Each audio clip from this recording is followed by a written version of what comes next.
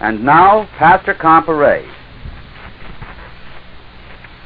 Tonight I wanted to talk to you about something found principally in the book of Jeremiah, the matter of the good figs and the bad figs, because this is something on which a lot of the churches have become sadly messed up. The first deportation in the Babylonian captivity occurred soon after the overthrow of King Jehoiachin by Nebuchadnezzar.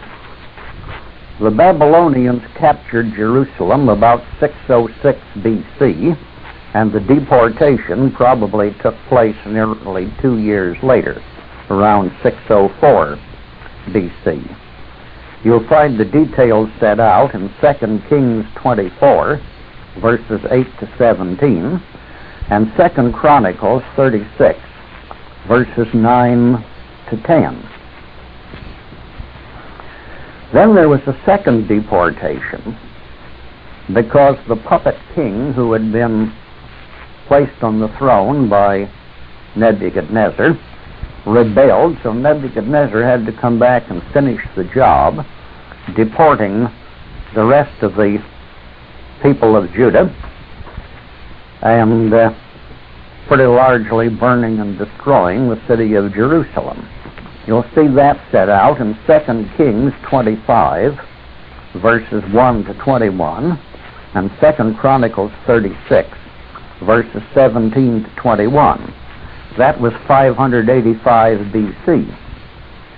Now, in between these two deportations, and in the reign of this last king, Zedekiah, the prophet Jeremiah was shown a vision of 2 baskets of figs. And he says this, it's Jeremiah 24, verses 1 to 10. Yahweh showed me, and behold, 2 baskets of figs were set before the temple of Yahweh, after that Nebuchadnezzar, king of Babylon, had carried away captive Jeconiah, king of Judah, and the princes of Judah, with the smiths and carpenters from Babylon, and had brought them to Babylon. One basket had very good figs, even like the figs that are first ripe, and the other basket had very naughty figs, which could not be eaten, they were so bad. Then Yahweh said unto me, What seest thou, Jeremiah? And I said, Figs, the good figs very good, and the evil very evil, it cannot be eaten, they are so evil. Again the word of Yahweh came unto me, saying, Thus saith Yahweh, the God of Israel, like these good figs, so will I acknowledge them that are carried away captive of Judah, whom I have sent out of this place into the land of the Chaldeans for their own good. For I will set mine eyes upon them for good, and I will bring them again to this land, and I will build them and not pull them down, and I will plant them and not pluck them up, and I will give them a heart to know me, that I am Yahweh, and they shall be my people, and I will be their God, for they shall return unto me with their whole heart. And as the evil figs, which cannot be eaten, they are so evil, surely thus saith Yahweh, so will I give Zedekiah, the king of Judah, and his princes, and the residue of Jerusalem that remain in this land, and them that dwell in the land of Egypt. And I will deliver them to be removed into all the kingdoms of the earth for their hurt, to be a reproach and a proverb, a taunt and a curse, in all places whither I shall drive them. And I will send the sword, the famine, and the pestilence among them, till they be consumed from off the land that I gave to them and to their fathers. Now you note he was speaking of 2 different groups, which both had been in the land of Judah originally. The good figs were those captive in Babylon. The bad figs, the princes, and he says, note, not the residue of Judah, the residue of Jerusalem, and those who were in Egypt. You might compare with this Jeremiah 32, verses 31 and 32, again quoting the words of Yahweh. For this city has been to me as a provocation of mine anger and of my fury from the day that they built it, even unto this day, that I should remove it from before my face.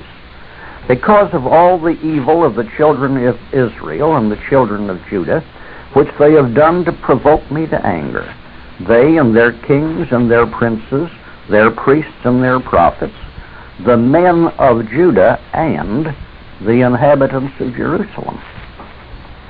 Now, if the inhabitants of Jerusalem were just some of the men of Judah, there'd be no point in making a distinction here. You remember the prophet Ezekiel was with the group who had been deported to Babylon.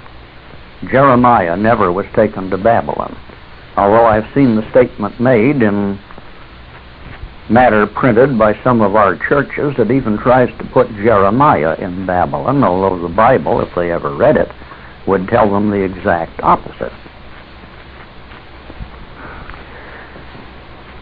In the 29th chapter of Jeremiah, verses 8 to 19, Jeremiah sent a letter to those already in Babylon, telling them both sides of this prophecy. He said, Let not your prophets and your diviners that be in the midst of you deceive you, neither hearken to your dreams which ye cause to be dreamed. For they prophesy falsely unto you in my name. I have not sent them, saith Yahweh. For thus saith Yahweh, that after 70 years be accomplished at Babylon, I will visit you, and perform my good word toward you, in causing you to return to this place. For I know the thoughts that I think toward you, saith Yahweh, thoughts of peace, and not of evil, to give you an expected end. Then shall ye call upon me, and ye shall go and pray unto me, and I will hearken unto you. And ye shall seek me and find me, when ye shall search for me with all your heart.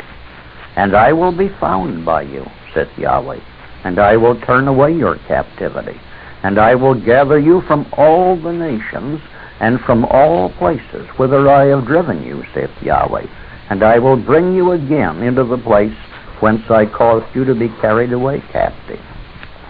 Because ye have said, Yahweh hath raised us up prophets in Babylon, know that thus saith Yahweh, of the king that sits upon the throne of David, and of all the people that dwells in this city, and of your brethren that are not gone forth with you into captivity. Thus saith the Lord of hosts, Behold, I will send upon them the sword, the famine, and the pestilence, and will make them like vile figs that cannot be eaten. They are so evil. And I will persecute them with the sword, with the famine, and with the pestilence, and will deliver them to be removed to all the kingdoms of the earth, to be a curse and an astonishment, a hissing and a reproach among all the nations whither I have driven them, because they have not hearkened to my words, saith Yahweh, which I sent unto them by my servants the prophets, rising up early and sending them. So you had two groups here.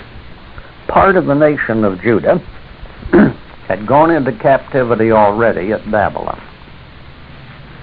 Part of the nation of Judah remained still in and around Jerusalem, and then, of course, you had the Jews among them who were in Jerusalem. Just as the Jews congregate in our big cities, New York, Los Angeles, Washington, and that sort of thing today, so did they then. Now, here you had clear prophecies by Jeremiah that even those not yet deported to Babylon were going, and yet somehow they wouldn't believe. There'd been the one Babylonian conquest and deportation, and they wouldn't believe that there was coming another. Now why? Well, they wouldn't hear Jeremiah for several reasons. One, of course, is the natural dislike of bad news by evil men. And second was a supposed contradiction of Jeremiah by Ezekiel. Now Jeremiah had warned that this last king of Judah, Zedekiah, was going to be captured and taken to Babylon.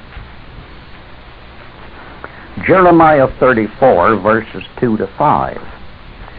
Thus saith Yahweh, God of Israel, go and speak to Zedekiah, king of Judah, and tell him, thus saith Yahweh, behold, I will give this city into the hand of the king of Babylon, and he shall burn it with fire. And thou shalt not escape out of his hand, but shall surely be taken and delivered into his hand. And thine eyes shall behold the eyes of the king of Babylon, and he shall speak with thee mouth to mouth, and thou shalt go to Babylon. Yet hear the word of Yahweh, O Zedekiah, king of Judah. Thus saith Yahweh of thee, thou shalt not die by the sword, but thou shalt die in peace. Now, note this prophecy. Zedekiah was to be taken to Babylon. He'd be captured. He would talk face to face with King Nebuchadnezzar and be taken to Babylon.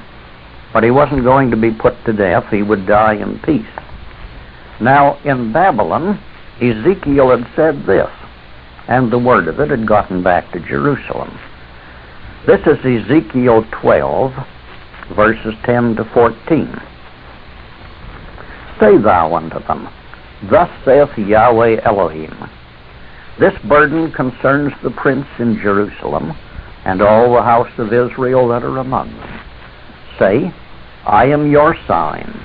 Like as I have done, so shall it be done unto them. They shall remove and go into captivity. And the prince that is among them shall bear upon his shoulder in the twilight, and shall go forth. They shall dig through the wall to carry out thereby. He shall cover his face, that he see not the ground with his eyes. My net also will I spread upon him, and he shall be taken in my snare. And I will bring him to Babylon, to the land of the Chaldeans. Yet he shall not see it, though he shall die there. And I will scatter toward every wind all that are about him to help him, and all his bands. And I will draw out the sword after them. You know how it is today. You go into any major church, and the preacher takes one verse, or sometimes just a phrase out of one verse, as his subject for his sermon of the day. That is, that's his point of departure from the Bible, not to return to it. So in those days, they were doing the same thing. Ezekiel said that Zedekiah should not see Babylon. So they said, well, that means he's not going to be deported here. And therefore the rest of us will not be. Both these prophecies were fulfilled in great detail. In Jeremiah 39, verses 1 to 8, you have the historical record of it. In the 9th year of Zedekiah, king of Judah, in the 10th month, came Nebuchadnezzar, king of Babylon, and all his army against Jerusalem, and they besieged it. And in the 11th year of Zedekiah, in the 4th month, the 9th day of the month, the city was broken up. And all the princes of the king of Babylon came in, and sat in the middle gate. And it came to pass, when Zedekiah the king of Judah saw them and all the men of war, then they fled, and went forth out of the city by night, by the way of the king's garden, by the gate betwixt the two walls. And he went out by the way of the plain. But the Chaldeans' army pursued after them, and they overtook Zedekiah in the plains of Jericho. And when they had taken him, they brought him up to Nebuchadnezzar, king of Babylon, to Riblah in the land of Hamath, for he gave judgment upon him. Then the king of Babylon slew the sons of Zedekiah in Riblah before his eyes. Also the king of Babylon slew all the nobles of Judah. Moreover, he put out Zedekiah's eyes, and bound him with chains to carry him to Babylon. And the Chaldeans burned the king's house and the houses of the people with fire, and broke down the walls of Jerusalem. Josephus also records some detail of the great accuracy of this prophecy. The city was taken about midnight, and Zedekiah with his family and a few retainers fled. Now, they couldn't go out any of the regular gates of the city because these were all guarded by the besieging army. So they did flee out of one little gate that had been overlooked, and they had to be disguised. Now, when the pursuers came into sight near Jericho, all these retainers scattered and fled, leaving Zedekiah and his family alone to await capture. Now, he was taken to Babylon alive. He was kept there a prisoner to the end of his life, and he finally died of natural causes. He was not killed. So he went to Babylon, but he never saw it. It's an instance of the extreme accuracy of Bible prophecy. Now, we know that on that second conquest of Jerusalem, not only Zedekiah, but an awful lot of the remaining population were taken to Babylon. It said there were left only some of the poorest sort of people of the land. And that, I believe, is not to be construed as poor in the financial sense, but poor in the sort of people they were. Now, you have here these two kinds of figs, the good figs and the bad figs. How are you going to sort them out? Well, who are these good figs? Remember that Jeremiah 24, verse 5 said that they were among the Judahites who were taken into captivity into the land of Babylon, the land of the Chaldeans. Now we know that substantially the whole remaining nation of Judah was taken into the Babylonian captivity. We know that after the 70 years, when Babylon was conquered by the Medes and Persians, that shortly a remnant returned, as the books of Ezra and Nehemiah record. Now, were these good figs those who returned to Palestine after the 70 years captivity? I believe not. There are too many indications against it. Jeremiah 29:14 says of them that they would be gathered from all the nations and from all the places whither I have driven them. But Babylon was not a lot of nations, it was one nation. And in general, one place, one territorial area. So those who returned with Nehemiah and Ezra had not been scattered, they were only in Babylon. Then Jeremiah 24, verse 6 says of these who are the good figs, and I will build them and not pull them down, and I will plant them and not pluck them up. Now, that doesn't fit those who came back to Babylon, to Jerusalem, I should say,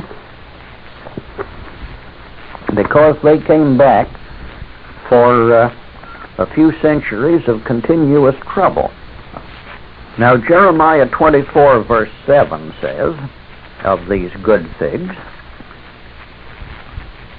I will give them a heart to know me, that I am Yahweh, and they shall be my people, and I shall be their God, for they shall return unto me with their whole heart. You remember that those who returned to Jerusalem, with the exception of a tiny little minority among them, came back bringing with them the Babylonian Talmud, the tradition of the elders, as they called it in Jesus Christ's day. They refused to receive Jesus Christ. They refused his message. So, as to that part, John 5, verse 23 says, He that honoreth not the Son honoreth not the Father which hath sent him. And John 5, verses 37 and 38. And the Father himself, which hath sent me, hath borne witness of me. And ye have not his word abiding in you, for whom he hath sent, him ye believe not. John 5, verses 41 and 42. But I know you, that ye have not the love of God in you. If another shall come in his own name, him ye will receive. John 6, verse 45. Every man, therefore, that hath heard and hath learned of the Father, cometh unto me. John 8, verse 19. Then they said unto him, Where is thy Father? Jesus answered, Ye neither know me nor my Father. If ye had known me, ye would have known my Father also. John 8, verses 54 and 55. It is my Father that honoreth me, of whom ye say he is your God, yet ye have not known him. Now, they had to go to Babylon, and what happened to them there? We know that it was a large nation which was captured, and we know that only 42,600 people came back, of whom slightly over 8,000 were not of any tribe of Israel whatsoever.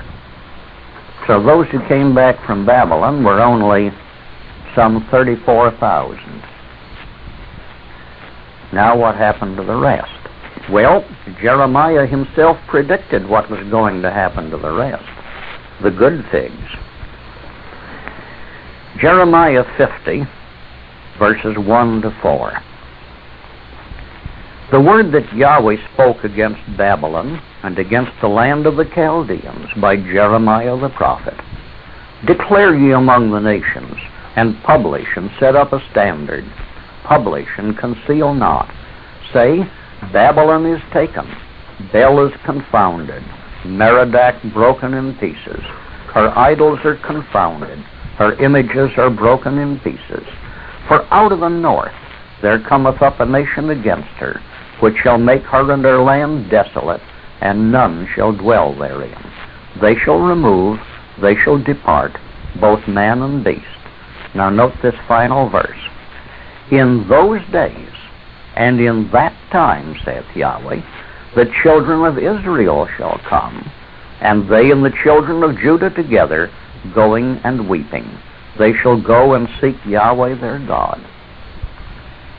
Now you hear some people who profess to know something of the Israel message quoting this verse as though it were something future.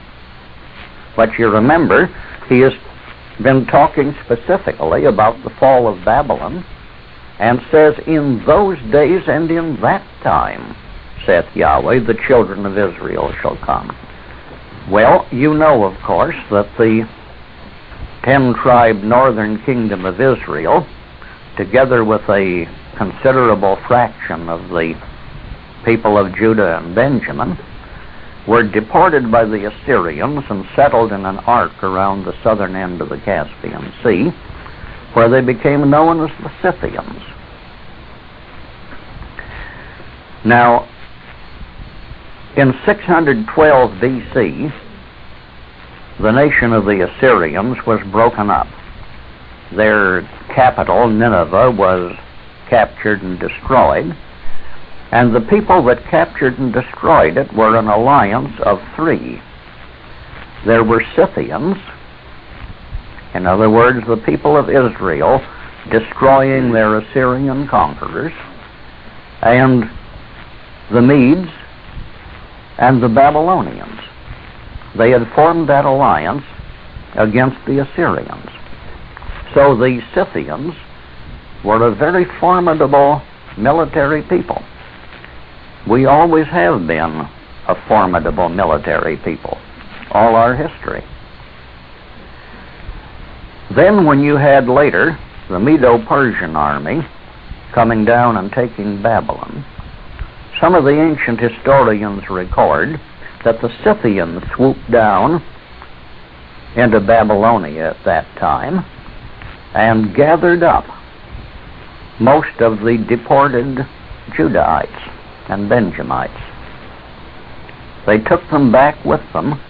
In other words, they were about ready to start their march northward into Europe, and they would not leave the people of Judah and Benjamin behind. They took them with them. So, as Jeremiah had said, in those days and in that time, saith Yahweh, the children of Israel shall come, they and the children of Judah together, going and weeping. They shall go and seek Yahweh, their God. In the Apocrypha, 2 Esdras 13, verses 39 to 46, has a record of this. Esdras had been given a vision, and the angel speaking to him refers to that. And whereas thou sawest that he gathered another peaceable multitude unto him, those are the 10 tribes which were carried away prisoners out of their own land in the time of Hosea the king, whom Shalmaneser the king of Assyria led away captive, and he carried them over the waters, and so they came into another land. But they took this counsel among themselves, that they would leave the multitude of the heathen, and go forth into a further country, where never mankind dwelt, that they might there keep their statutes, which they had never kept in their own land. And they entered into Euphrates by the narrow passages of the river. For through that country there was a great way to go, namely of 1.5 years, and the same region is called Arsareth. Then dwelt they there until the latter time. Now we know, of course, that they went around the eastern end of the Black Sea. Some of them went through the mountainous region lying between the Caspian and Black Sea, the Caucasus Mountains. And because they came out of the Caucasus Mountains on their march into on their march into Europe, you note that many historians have called those people Caucasians. But they never asked who were they before they went through the Caucasus Mountains. Some others, of course, went around the easterly side of the Caspian Sea, and after they came to the north end of it, turned west and joined the other migration. And we know that they followed up the Danube Valley for the major portion of their migration. Now this Arsareth, a northern tributary of the Danube River in modern Romania, still bears the name Sareth. Now that's one of the places that they would have passed in their migration. So even the name of it was given. Now you remember of the good figs, God had said he would build them and not pull down. Well, you can see how God has prospered our people, the white nations of Europe. Now, as to those who claim that heritage falsely, these Edomite Jews who are occupying Palestine today, note what the first chapter of Malachi says of them. The burden of the word of the Lord to Israel by Malachi. I have loved you, saith the Lord, yet ye say, wherein hast thou loved us? Was not Esau Jacob's brother, saith the Lord? Yet I loved Jacob, and I hated Esau, and laid his mountains and his heritage waste for the dragons of the wilderness.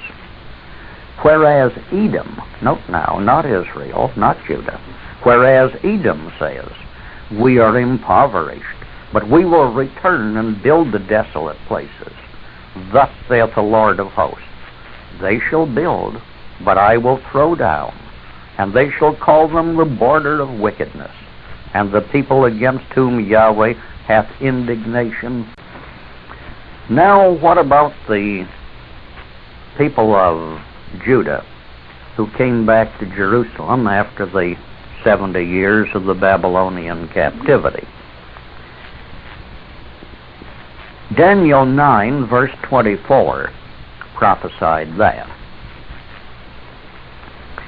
70 weeks are determined upon thy people and upon thy holy city to finish the transgression, and to make an end of sins, and to make reconciliation for iniquity, and to bring in everlasting righteousness, and to seal up the vision and prophecy, and to anoint the most holy. Well, when it came to murdering their Savior, certainly that was finishing the transgression. I don't know what you could add after that. They came back for an evil destiny in itself, save for a little handful of them. You remember that there were, around 5,000 or a little bit more, who were the converts in Jesus Christ's own time. And the rest, riffraff. Now those who came back to Jerusalem certainly didn't go and seek Yahweh their God, as Jeremiah 50 verse 4 said.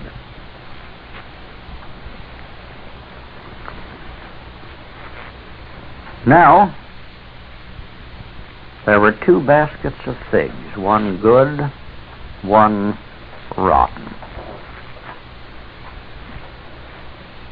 Today in our land we have people who claim American citizenship along with their Israeli passport.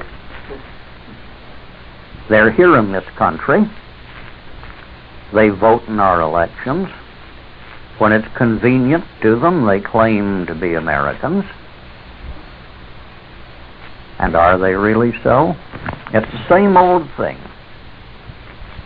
Isaiah 3 verses 8 and 9. For Jerusalem is ruined, and Judah is fallen, because their tongue and their doings are against Yahweh, to provoke the eyes of his glory. The show of their countenance doth witness against them, and they declare their sin as Sodom. They hide it not. Woe unto their soul, for they have rewarded evil unto themselves.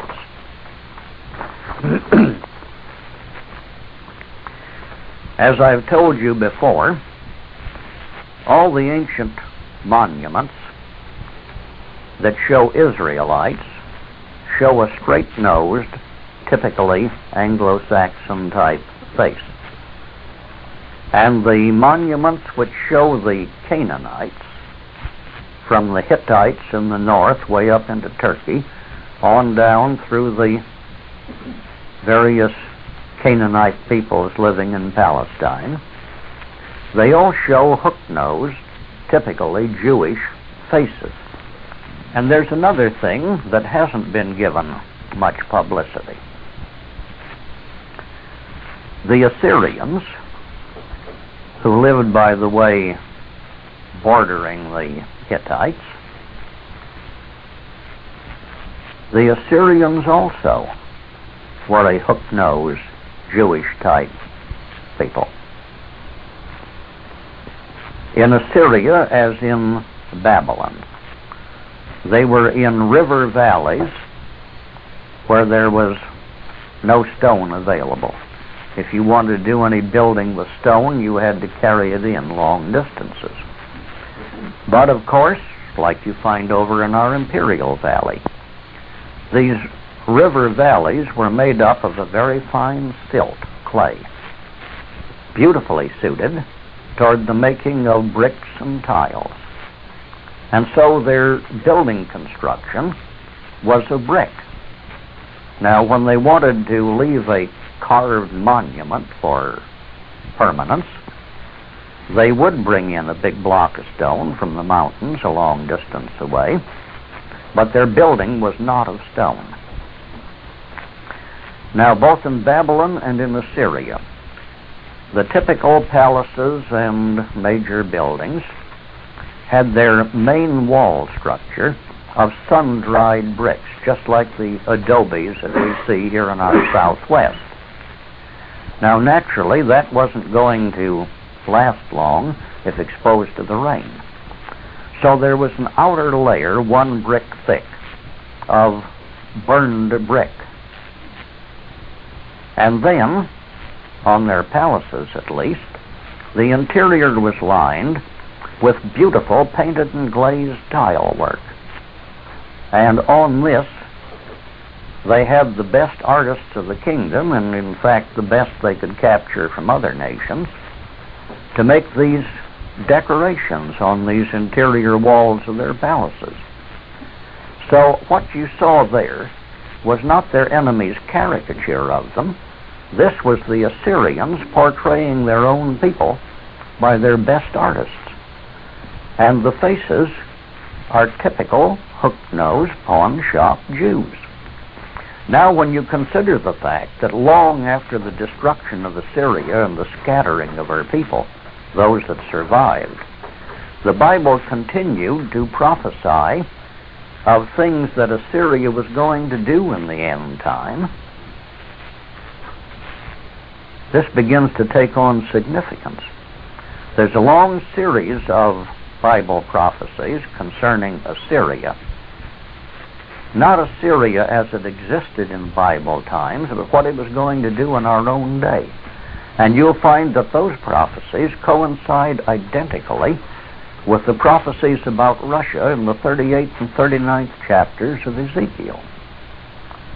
Now we know that a lot of the surviving Assyrians fled northeast from their old kingdom into what is today southwestern Russia, Georgia, and the Ukraine. We know that there was a heavy Jewish population there, and we know, of course, that the Jews are the complete masters of Russia today. And so now the identical prophecies that the Assyrians were going to do this and that the Russians were going to do this, they add up to the same total today.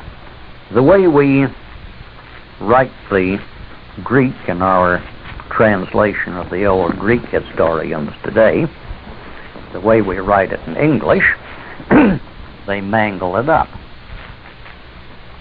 In English, they write that word Scythian, for our people settled around the Caspian Sea, S-C-Y-T-H-I-A-N. And you say, well, how come? How did they get that name? Well, the answer is that wasn't the name they had in the Greek. Now, in ancient times, every city of any consequence was a fortress. It had walls as big and as high as the inhabitants could furnish the labor to make them. And when an invading army came in, all the farmers for miles around fled into the city for refuge, and many a city withstood a long siege successfully. So when the Assyrians captured the people of Israel, the 10-tribe northern kingdom, and deported them, they weren't about to let them settle down and build themselves a large number of fortresses. They kept them a nomadic, shepherd and cattle herding people. Now, of course, the only shelter that a nomad has is a tent if he's lucky, and if he is not quite that lucky, he may just have to throw together a brush hut for shelter at night. Now, the Hebrew word sukkah, while probably applied more accurately to a brush hut, was also used for a tent. And the plural of sukkah is Sukkoth. And in course of time, it was slurred over into Skuth, and the Greeks called them Skuthoi, tent dwellers, nomads, which they were. And that is the very thing that gave them their tremendous military strength in later times. When their army was strong enough to defeat the enemy, fine.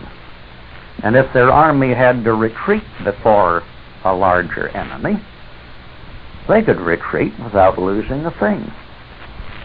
They had no cities they had to defend.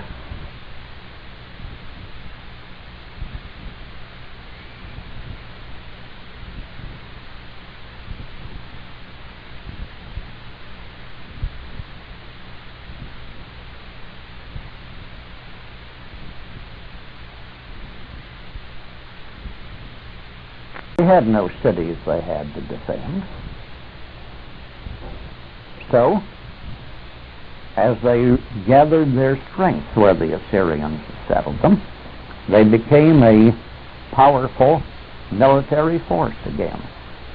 For a century, they were constantly harassing the Assyrians as opportunity came, and by the time of the overthrow of Nineveh, the Assyrians were showing the results. They'd been pretty much bled white. History records that these Scythians made a raid clear down into Palestine. In fact, they reached the borders of Egypt before they were turned back. And they left the settlement in the Jordan Valley, which was called Scythopolis after them. But it was against God's plan for them that they come back to stay in Palestine. Combined forces pushed them on into their European homelands.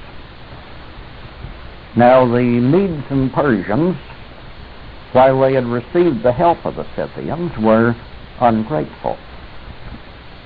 Every king in those days felt that his only business was to conquer as many of his enemies as he could. And the Medo-Persian armies turned against the Scythians. One of them was turned back with a frightful defeat and slaughter, but they gathered another one and went out again against the Scythians. And these are primarily the ones on the westerly side of the Caspian Sea. These retreated before them, finally getting back into the Caucasus Mountains. And there's a great pass in the Caucasus Mountains that from that time until our own day has borne the name the Pass of Israel. The communist government in Russia may have changed the name since they came into power, but until then at least, it was known as the Pass of Israel, and it's the route of the Georgian military road. They came to a point where the mountains on both sides were so steep that fighting along that surface was impossible. You had just a narrow little bit of level ground at the edge of the river because the river covered most of the bottom of this gorge. And here and there places where great rocks barred the thing, and a few men could have defended it against an army of 1,000,000 men, because the 1,000,000 men could only have come 3 or 4 at a time. And there, the army of Darius finally gave up and turned back as hopeless. And the place was named the Darial Gorge after that, and it's borne that name down until our present time. Now the good figs, you remember, God was going to gather out of the many nations where he had scattered them. Well, we know what happened to these Scythians. We know that while they were still in Scythia, 2 of the tribes were even then known as the Angles and the Saxons. We know that a couple of the others, originally called Getai, which over a period of time was slurred over finally into Goth. Now the Angles and Saxons you have no difficulty tracing, because the tribes of the Jutes, Angles, and Saxons settled in northwestern Germany just along the borders of what today is Denmark. The Goths, by the time the Goths were moving up through the Danube Valley, they were starting to be pushed westward by the great flood of mounted nomad warriors from Asia under Attila the Hun. First, the Visigoths turned west.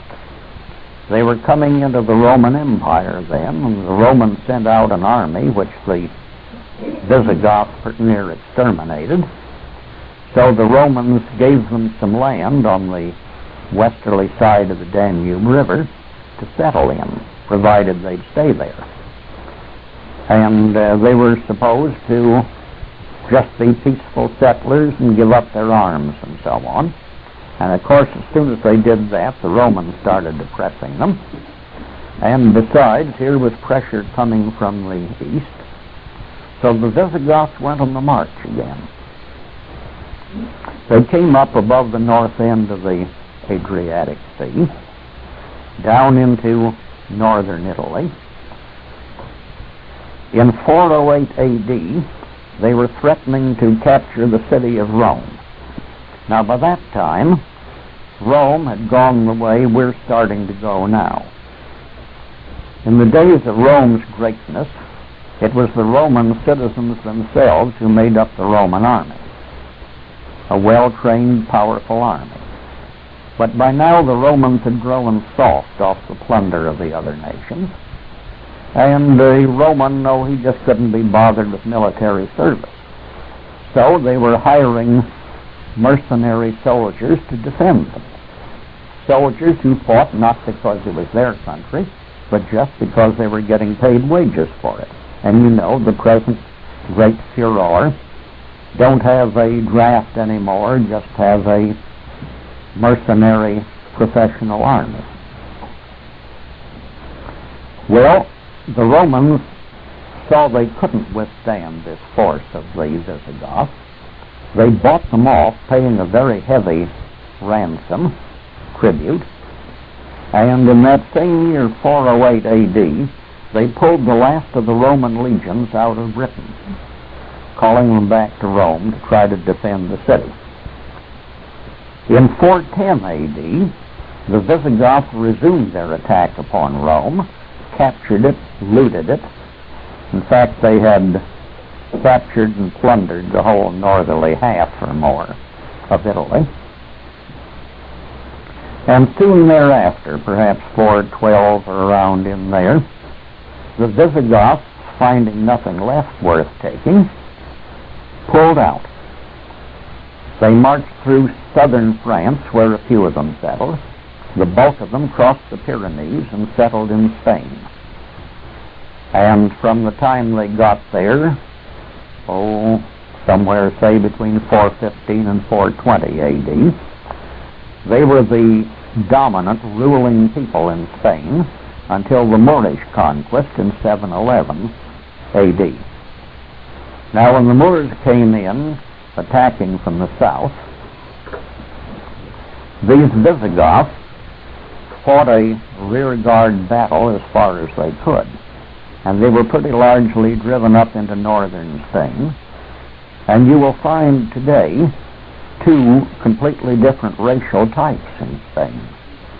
You will find a dark Latin type, but you will also find some blue-eyed blondes, who are the pure descendants of the old Visigoths. Well, about 50 years after the Visigoths came through, the other Gothic tribe, the Ostrogoths, came in the same way. Now, part of these Ostrogoths had gone up the Danube River and clear up to the shores of the Baltic Sea, where they had settled in what is today East Prussia, and now under communist rule. But the rest of these Ostrogoths, or Eastern Goths, they also came down into Italy, again captured and looted Rome, and they set themselves up a Gothic kingdom in northern Italy that lasted as an independent kingdom about 25 years. Then they were overthrown politically, but their people remained there. And you'll note that today in Italy, you have two distinctly different racial stocks. In very southern Italy and Sicily, you have one type. In northern Italy, you have another type who are obviously of our own racial stock, and they are the descendants of these Ostrogoths. Portions of them got into Austria and up into Switzerland. And again, in Switzerland, you won't find a single pure type, but different racial types, part of whom are our people. Now, not all of them went clear on up into the Baltic regions. Some of them settled in the fine country they found in the Danube Valley, and you'll find again what are obviously our people in Hungary and in Czechoslovakia. Not 100%, because remember, that's been a battleground for invasion of many different people who have left some of their racial stock behind.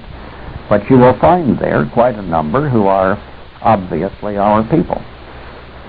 Germany, of course, in its entirety, the Scandinavian countries. Then, from the Jutes, Angles, and Saxons, Germans, you have the settlement of the British Isles after the withdrawal of all the Roman legions. Now, some of these people, Armstrong and some of those who will try to tell you that England is going to have to be overthrown as part of the collapse of the old Roman Empire, simply don't know their history. There wasn't an Englishman in England at a time when the Romans were there. English history, as such, begins with the landing of the Jutes, Angles, and Saxons, and by that time, the Roman army had been gone for nearly a century. So, an Englishman is a German who went for a boat ride, and a German is an Englishman who stayed home. And yet we let the Jews promote constant warfare between them.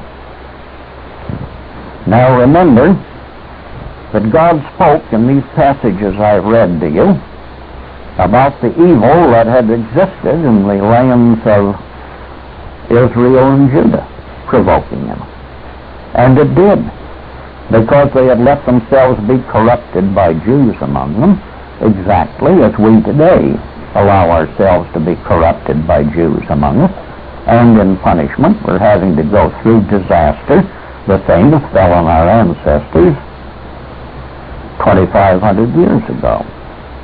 Now, another group that make up part of the English of today, of course, are the Normans who came in under William the Conqueror in 1066. And those were not Latin French at all. History records that the Norse and Danish Vikings were a scourge of most of the known world for several centuries, at least along the coastlands. Viking ships even turned up in the harbor of Constantinople.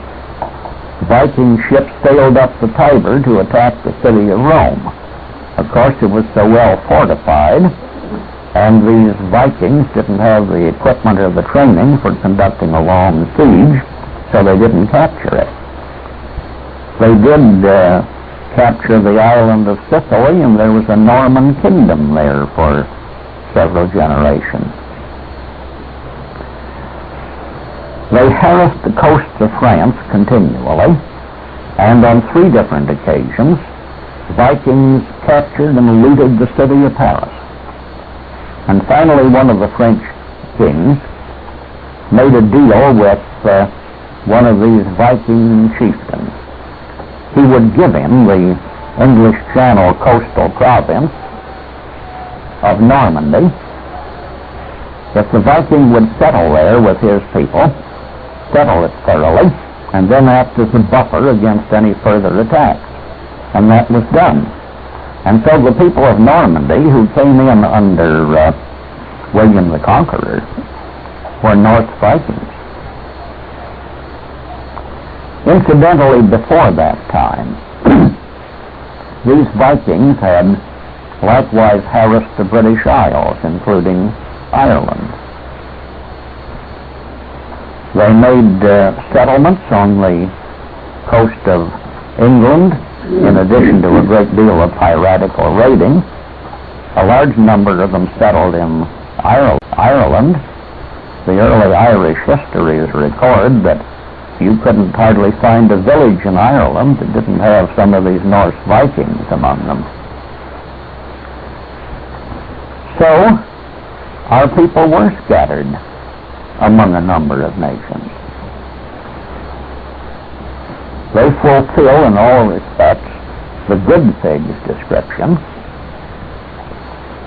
and the others, well, you remember some were left behind even after the Babylonian conquest and deportation. Those went down into Egypt, taking the prophet Jeremiah with them. And as Jeremiah told them, they weren't going to escape from the Babylonians there, because they would be under Babylonian rule even there, and would be slaughtered. And history does record that the Babylonians conquered Egypt shortly after that. Jeremiah, of course, didn't stay there for that. He'd been warned of what was coming, and you have, of course, the record of Jeremiah leaving with the two princesses, daughters of Zedekiah, and finally landing in Ireland with one of them. The other one had married a Milesian king in Spain.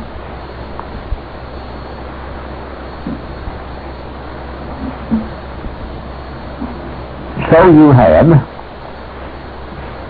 those who remained in Palestine, those who went to Egypt, and most of those who came back to Palestine among the bad figs, and the rest who went on to become the Israelites of today were the good figs.